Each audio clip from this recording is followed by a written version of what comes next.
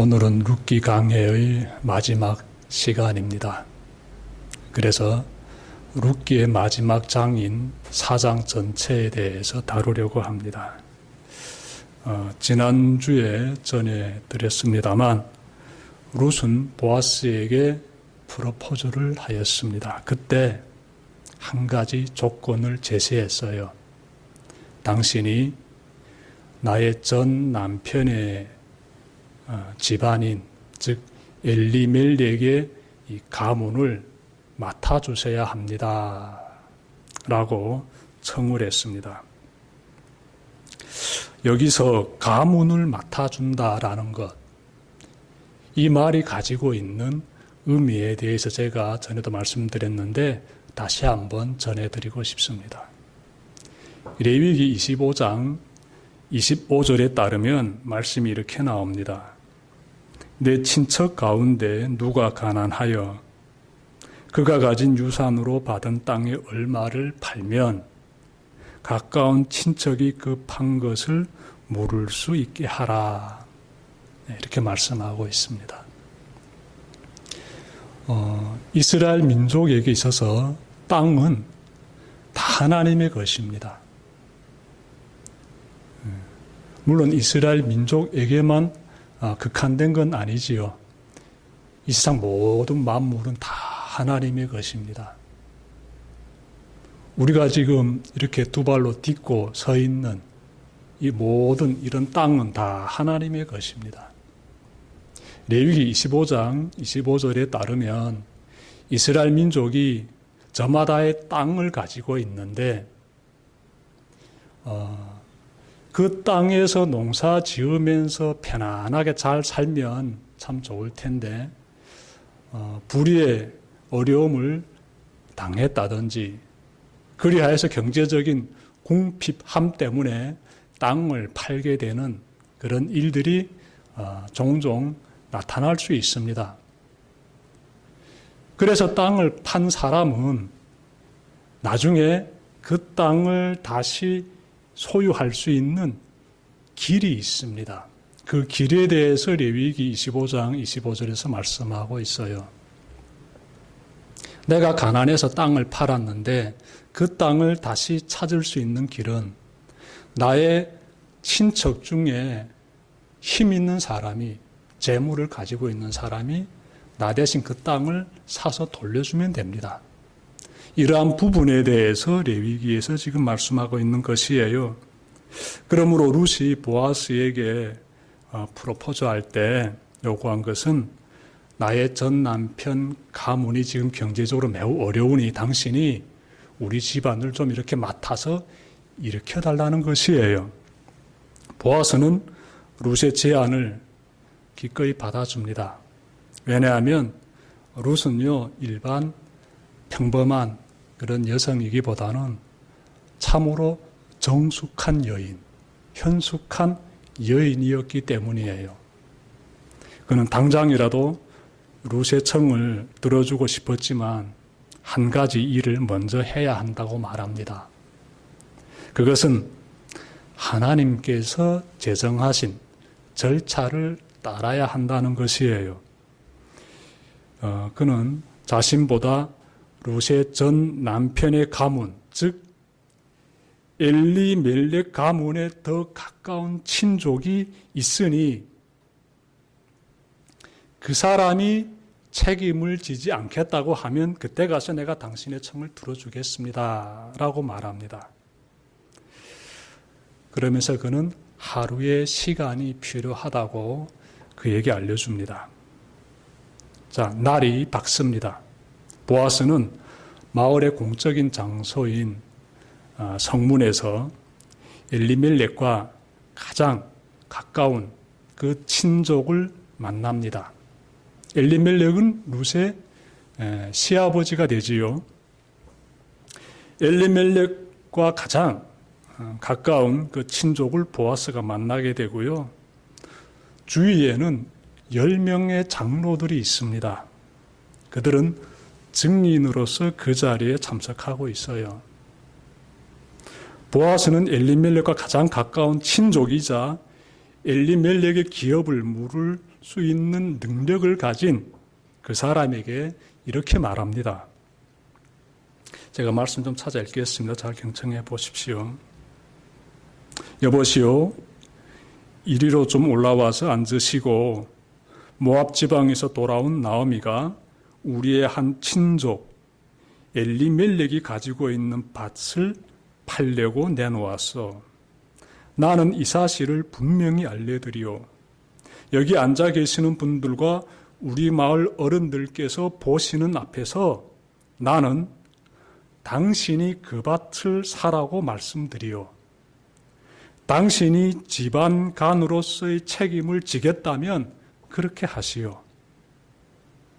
그러나 집안 간으로서의 책임을 지지 않겠다면 그렇게 하지 않겠다고 분명히 말하여 주시오. 당신이 집안 간으로서의 책임이 있는 첫째 사람이요. 나는 그 다음이요. 라고 말합니다. 그러자 그 사람이 이렇게 말해요.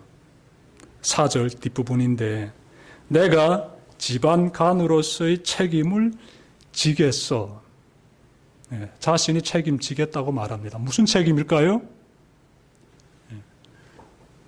룻의 그 시아버지 집안, 그 집안을 다시 이렇게 회복시켜 주겠다는 그 말이에요. 자, 그러자 보아스가 이어서 이렇게 말합니다.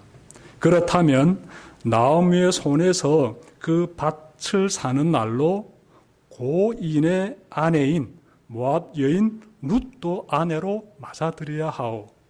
그렇게 하여야만 그가 물려받은 그 유산이 고인의 이름으로 남게 될 것이요. 보아스가 지금 무슨 말 합니까? 당신이 그 엘리멜렉 집안의 그 땅만 사는 것이 아니라 엘리멜렉의 며느리인 룻과 결혼해야 합니다. 라고 말하는 것이지요. 이 말을 들은 그 사람인즉은 엘리멜렉 집안에서 가장 가까운 사람이자 유력한 힘을 가진 사람인데 성경에서는 이 사람 이름을 밝히지 않고 있습니다. 자, 그 사람이 보아스의 말을 듣자 태도를 바꿉니다. 이렇게 말해요. 그런 조건이라면 나는 집안 간으로서의 책임을 질 수 없어. 잘못하다가는 내 재산만 축나겠어.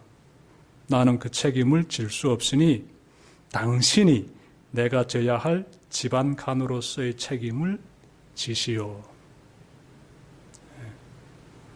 나는 룻과 결혼하는 것이 부담스럽다라는 것인데 우리가 좀 살펴봐야 됩니다. 보아스와 이 이름이 나오지 않는 그 가까운 친족의 그 사람과 이 주고받는 대화를 보게 되면 우리가 좀 깨닫게 되는 것이 있어요. 여러분, 인생에는요, 예상치 못한 아주 좋은 기회가 찾아오게 됩니다. 그 기회가 찾아오게 되면은요, 어떻게 해야 될까요?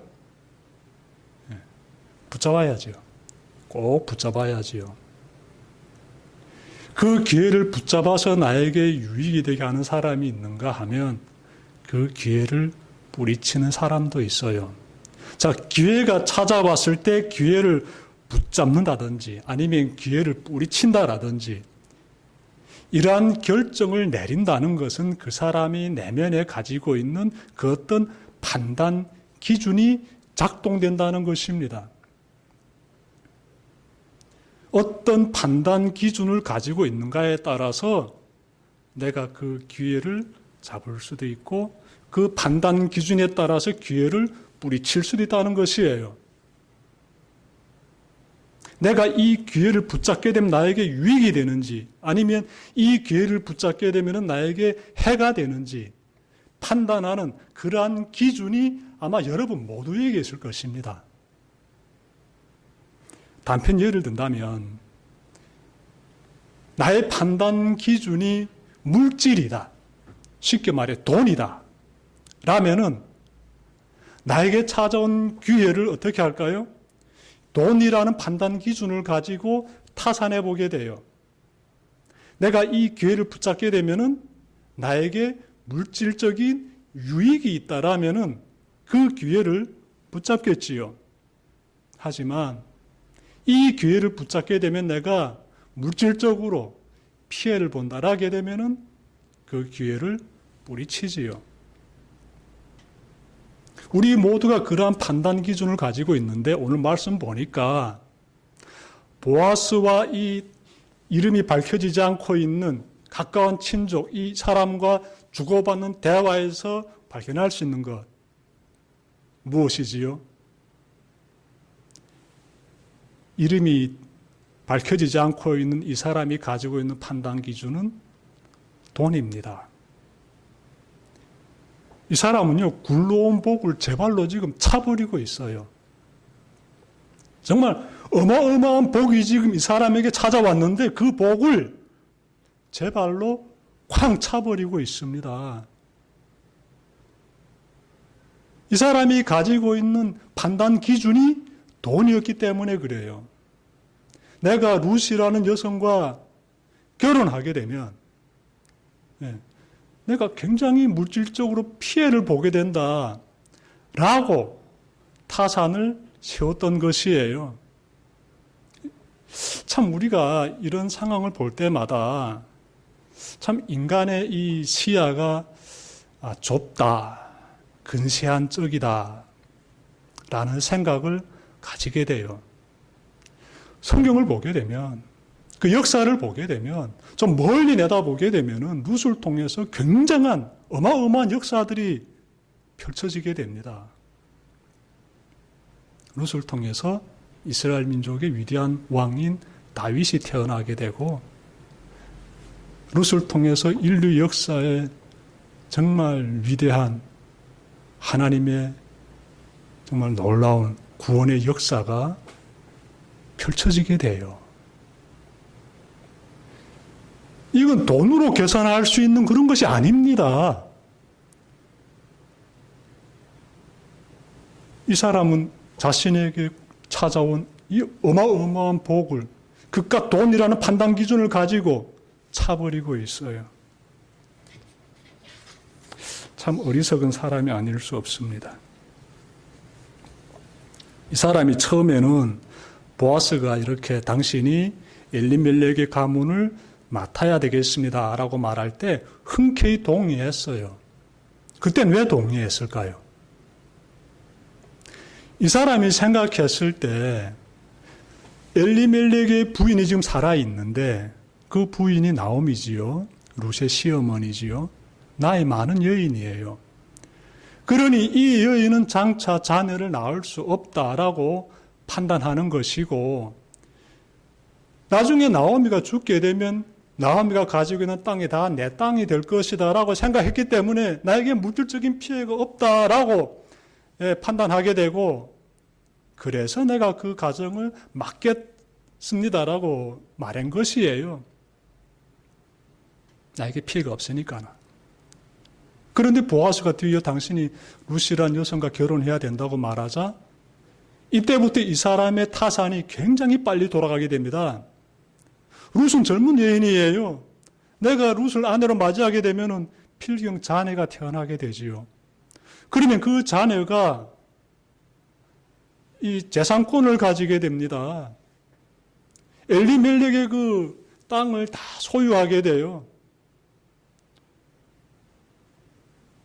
그곳까지 살펴보고 나서 이 사람은 내가 물질적으로 피해를 보게 되겠구나 라고 결정 내리게 된 것입니다. 눈앞에 펼쳐지고 있는 고라한 부분들, 물질적인 부분들에 굉장히 집착하고 있는 그런 한 사람의 모습을 우리가 보고 있습니다. 여러분, 우리가 좀 생각해야 되는 것 있는데 우리 마음 가운데 우리는 어떤 결정을 지금 하고 있는지 생각해 봤으면 좋겠습니다. 여러분은 지금 어떤 결정하며 살고 있습니까? 우리 인생은 다 결정하면서 살아가는 그러한 삶의 연속이지요.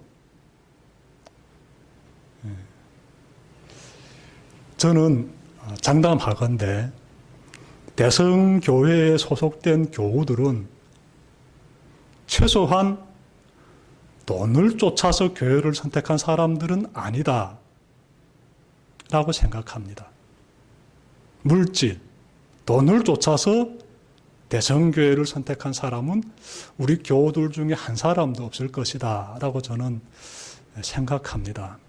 왜냐하면 우리 교회는 그렇게 물질적 풍요를 안아줄 수 있는 그런 여력이 없습니다.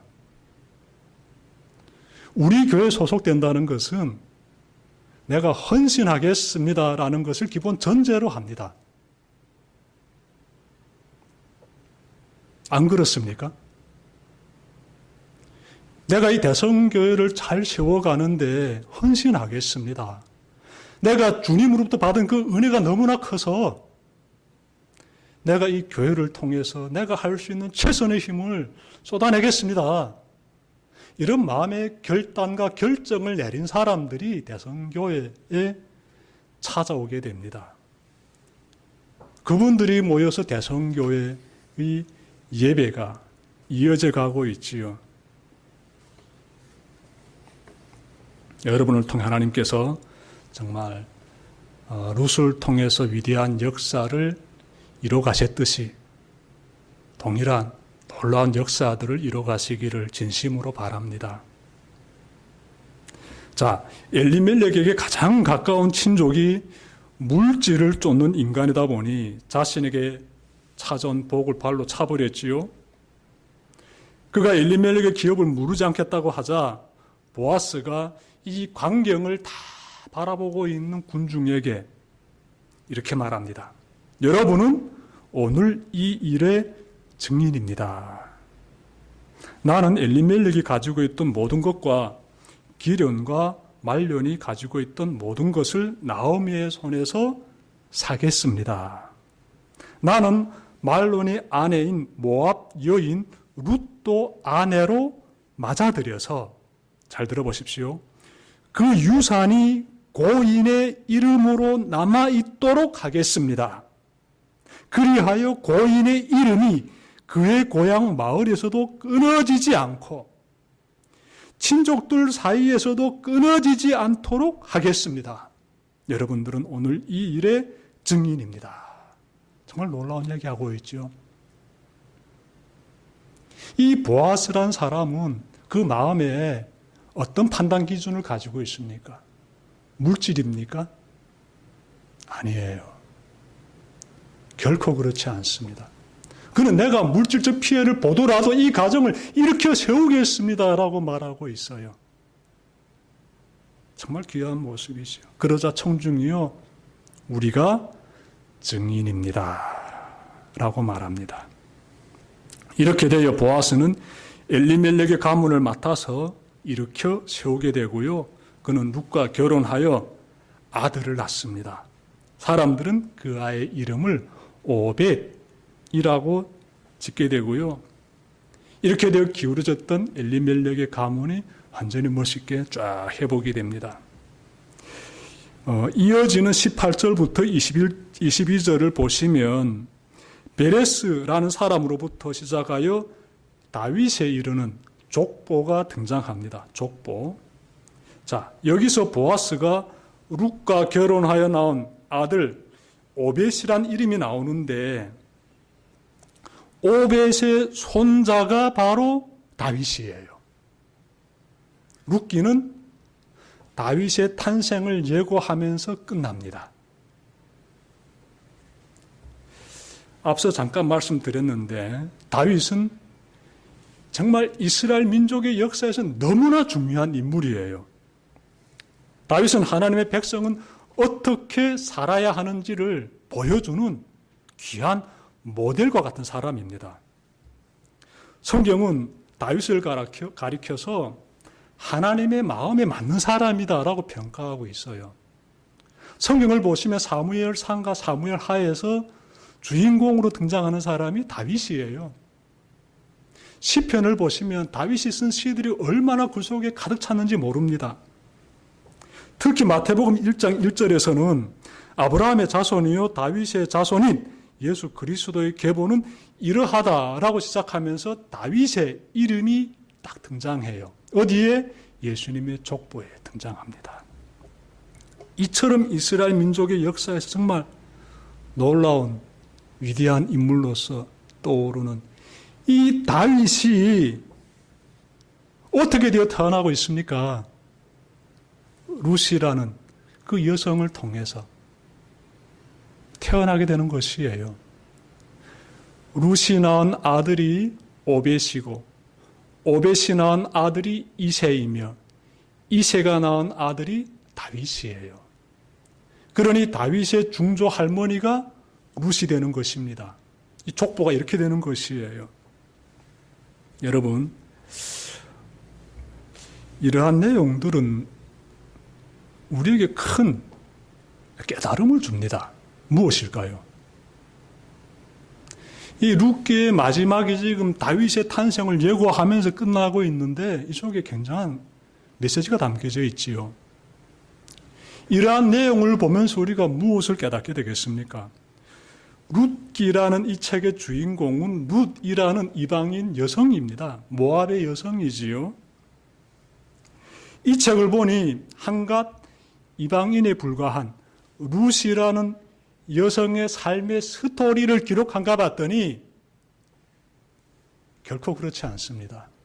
그 속에 어마어마한 정말 놀라운 메시지가 담겨져 있어요. 이스라엘 역사의 중요한 맥을 잇는데 결정적인 기여를 한 그 사람이 룻이다라고 지금 말씀하고 있습니다. 그것도 이방인의 한 여인, 모압 땅에서 태어나 살았던 이방의 그 여인 룻이라는 그 여성을 통해서 이스라엘 민족의 역사에서 굉장히 중요한 역사의 맥이 지금 이어지고 있습니다. 룻이 아니었다면 이스라엘 역사의 위대한 왕인 다윗의 탄생은 있을 수가 없습니다. 그래서 룻기를 보면 아슬아슬한 긴장감이 듭니다. 하나님의 선민인 이스라엘 민족 공동체의 미래가 룻이라는 한 이방인 여성을 통해 이어지는 것을 보면서 우리는 손에 땀을 쥐게 돼요. 하나님은 이러한 상황을 우리에게 보여주심으로써 무엇인가 전하려고 하십니다. 그것은 두 가지입니다.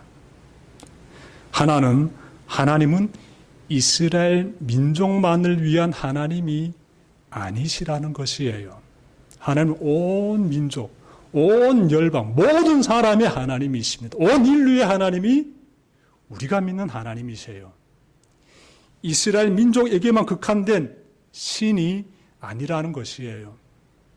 이방의 그 여인 룻을 통해서 하나님의 선민인 이스라엘 민족의 그 역사를 끌고 가실 때 중요한 한 맥을 착 이어가시는 하나님의 모습에서 우리가 크게 깨닫게 되는 것이에요. 하나님은 모두의 하나님이시다. 우리의 하나님이시다. 온 인류의 하나님이시다. 이 사실 여기서 우리가 마음 가운데 깊이 간직하게 됩니다. 다음은 하나님은 이방인일지라도 믿음을 가진 사람을 들어서 사용하시는 하나님이시라는 것이에요. 하나님의 조건이 있습니다.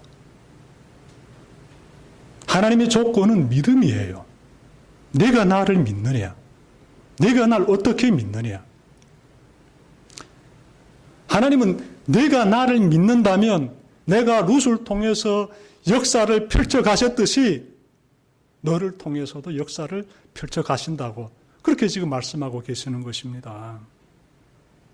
룻의 믿음이 참 중요하지요. 하나님의 쓰임을 받은 그 룻의 믿음. 우리가 1장 16절부터 17절에서 발견할 수 있는데 제가 좀 그 말씀 찾아 읽겠습니다. 잘 경청해 보십시오. 룻이 이렇게 말하는데 이 말씀의 배경은 나오미가 모압 땅에서 베들레헴으로 돌아오려고 할 때 그때 같이 길 나선 며느리들을 돌려보내려고 합니다. 그러자 룻이 어머니에게 한 말인데, 나더러 어머님 곁을 떠나라거나 어머님을 뒤따르지 말고 돌아가라고는 강요하지 마십시오. 어머님이 가시는 곳에 나도 가고 어머님이 머무시는 곳에 나도 머무르겠습니다. 어머님의 결례가 내 결례이고 어머님의 하나님이 내 하나님이십니다. 어머님이 숨을 거두시는 곳에서 나도 죽고 그곳에 나도 묻히겠습니다. 죽음이 어머님과 나를 떼어놓기 전에는 내가 어머님을 떠난다면 주님께서 나에게 벌을 내리시고 또 내리신다 하여도 달게 받겠습니다. 여러분, 룻이 지금 어떤 결정을 내립니까? 고향으로 돌아가라는, 너의 친정집으로 돌아가라는 그 시어머니의 간곡한 그 당부에 대해서 룻이 어떻게 지금 반응하고 있습니까? 어머님과 함께 가겠습니다. 죽을 때까지 함께 하겠습니다. 맹세합니다. 어머님의 민족이 나의 민족이 되고 어머님이 믿는 하나님, 나의 하나님이 되실 것입니다. 하나님을 잘 믿겠다는 것이에요. 하나님 민족 백성의 공동체 한 구성원이 되겠다고 지금 고백하고 있는 것입니다. 이것이 믿음이에요. 하나님께서 그 믿음을 보신 것입니다. 정말 귀한 믿음이지요. 그 가운데서 하나님의 축복이 임하게 되지요. 하나님의 백성으로 거듭난 룻을 통해 엘리멜렉의 가문이 완전히 회복이 되었습니다. 룻이 보아스와 결혼하여서 오벳을 낳음으로써 엘리멜렉 가문의 대가 이어질 뿐만 아니라 이스라엘 민족과 온 인류사에 미칠 하나님의 위대한 구원의 역사가 이어지게 되었습니다. 룻기 강해를 마무리하면서 우리가 나오미, 그리고 룻, 그리고 보아스, 이 세 사람의 모습을 다시 한번 좀 그려봤으면 좋겠습니다. 이들의 삶에서 돋보이는 것이 있어요. 그것은 올바른 결단입니다. 올바른 결단하는 사람들이 나오미요, 룻이요, 보아스입니다. 아주 지혜로운 사람들이죠. 올바른 결단하는 사람을 가리켜서 지혜로운 사람이다 라고 하고요. 그런 사람을 가리켜서 똑똑한 사람이다 라고 하지요. 잘 선택하는 사람, 그런 사람이 참 지혜자요, 현명한 사람이지요. 나오미, 룻, 보아스, 이 사람들이 바로 그런 사람들입니다. 여러분, 나오미는요, 모압 땅에서 평생을 살기보다는 하나님의 약속의 땅인 고향으로 돌아가기로 결단합니다. 중요한 결정을 내리죠. 올바른 선택입니다. 룻은 친정집으로 돌아가기보다는 시어머니와 함께 베들레헴으로 돌아가 하나님을 믿는 백성으로 새 삶을 살기로 결단합니다. 어마어마한 결단이에요. 보아스를 보니까 그는 룻의 프로포즈를 섣불리 받아들이기보다는 하나님의 질서를 따라서 행해야 한다는 아주 중요한 결정을 내립니다. 이러한 올바른 결단들이 모아져서 하나님께서 펼쳐가시는 구원의 역사가 이렇게 이루어지게 되는 것이에요. 보아스와 룻, 아름다운 부부가 되게 되고 오벳이라는 새 생명이 태어나게 되지요. 그러므로 우리의 삶에서 내리게 되는 결단 하나하나가 얼마나 중요한지 잊지 마시길 바랍니다. 룻기의 말씀을 기억하며 돈이나 물질, 권력이나 명예, 방탕이나 음욕을 쫓으며 결단 내리는 부끄럽고 어리석은 인생을 살지 마시길 바랍니다. 오늘의 주어진 생명의 말씀에 감사하며 하나님의 말씀을 거울로 삼아 예배자의 삶을 잘 살아내는 우리 대성교회 모든 교우님들 되시기를 주님 이름으로 축복합니다. 기도드립시다.